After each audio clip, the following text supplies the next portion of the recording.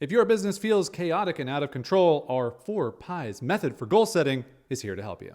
Early on in our business journey, we never made time to plan ahead. We felt like Sandy B in the boat here, blindfolded, not being able to see where she was going. Where are we going? And this lack of direction actually often led to burnout over and over and over again. And the reason is because we couldn't see our target until we finally prioritized goal setting and planning processes, which took us from Sandy B just rowing in a circle to this budgie penguin going at light warp speed ahead. We're just a Viking penguin now. Look at us. We're awesome. Which brings us to the 4 pies method for goal setting that we want to share with you in this video. Quick question. What's your favorite pie?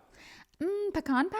Incorrect. The answer is apple. Everyone knows that. But I do like a pumpkin pie. The 4 pies goal setting method basically is just our planning process that starts with yearly planning, then goes to quarterly planning, then to monthly planning, and then to weekly planning. And kind of the method behind this madness is that you're going from a more strategic view of your business to a more tactical view of your business. So yearly planning is sort of your 20,000 feet overview, and weekly planning is all the way down to your most magnifying glass, microscopic little tactics in your business. And now we're going to take you through each one of these and how we goal set at every one of these planning meetings. And it all starts with yearly planning, the whole pie 20,000 foot view once a year. This is where we evaluate our previous goals from the year before. This is where we kind of steer the big picture vision of our business and where we do financial goal setting. And this is what financial goal setting looks like for us. If you watched our video about finances, you will know that we set an enough number, how much money that we're trying to make in our business. So let's say for this year, that was $530,000 across. Seems like a very specific number. Very specific. It is specific. Yep. And it's for both of our businesses. And so we reverse engineer that number and we say, how are we going to actually attain that number?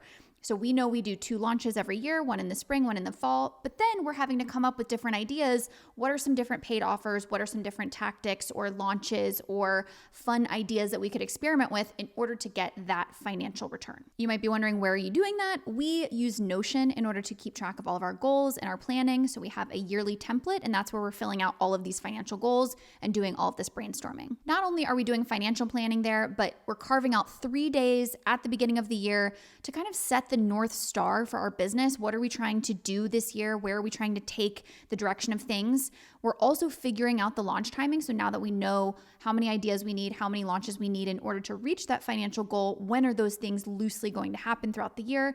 And same with calendar planning for the rest of our life. When are we going to travel? When are we going to take time off? All of that is happening during those 3 days at the yearly level. Next up is quarterly planning. So this is where we're really building the roadmap. So quarterly planning is a half day each quarter, and we do a past quarter review. We do some project planning for what we're working on that quarter, and then we do our content strategy. And specifically when it comes to content strategy planning, we are looking at our content channels, we're doing marketing prioritization, and we're brainstorming all of our content ideas in this time frame. And here's the messiness of what that actually looks like. We are going through topics, we're checking them off the list, we're sketching things out, we are rearranging things, we're deciding what are we really going to tackle and prioritize in that quarter. Planning meetings are not perfect. They're all about just kind of getting everything out there. This quarterly planning meeting is where the big vision from the yearly meeting kind of meets the reality of what's actually happened. And so we need to adjust our goals based on whatever did or didn't happen in the previous quarter, which takes us to monthly planning, our smaller piece of the pie. And this is all about setting priorities. Monthly planning is really where things start to go from a strategic kind of direction into a much more execution-focused, tactical-focused direction. In this 2-hour meeting that we have on the first of every month, we are going to reassess deadlines because it's starting to get tactical into real tasks. We're going to simplify and recommit to whatever the priorities are for that month.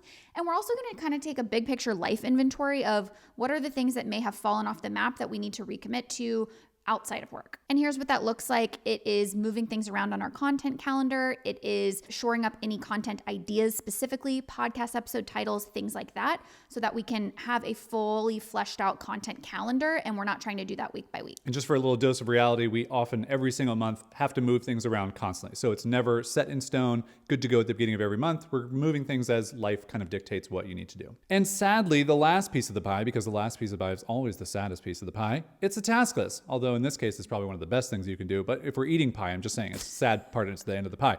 Our weekly planning happens every single Sunday, and it is when we look at scheduling tasks for the next week ahead. So we go through our budget and finances of the previous week or weeks, and it's where we check all of our metrics, all the important things we're trying to track to check the health of our business. You probably know what's coming next. Yes, we do this in Notion. We have a weekly template.